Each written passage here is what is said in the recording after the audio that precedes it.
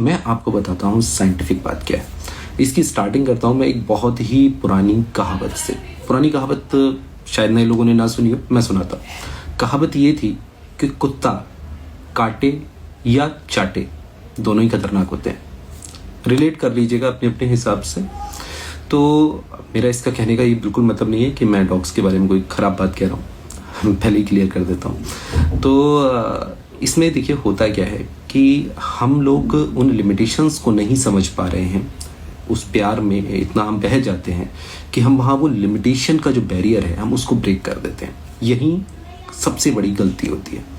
आपको पता है कितनी खतरनाक डिसीज़, सबसे खतरनाक डिसीज़ रेबीज़, जिसका कोई इलाज ही नहीं है, सिर्फ वैक्सीनेशन ही एक इलाज है। या तो आपके पेट्स को लगी होनी चाहिए या फिर अगर आपको उसने स्क्रैच कर दिया है, बाइट कर दिया है तो आपको लगवानी पड़ेंगी। इसके अलावा कोई प्रिवेंशन नहीं है। वहाँ आपने हल्की सी चूक की, ख़त्म, कुछ नहीं हो सकता, ठीक है, कोई बचा नहीं सकता आपको। तो रेबीज़ जैसी खतरनाक बीमारी हो रही है। अब ये लोगों को लगता है सिर्फ बाइट करने से होती है। जी नहीं, उनके सलाइवा से भी हो सकती है, प्रोबेबिलिटी होती है। उनके यूरिन के थ्रू आपको बहुत खतरनाक बीमारियाँ होती हैं।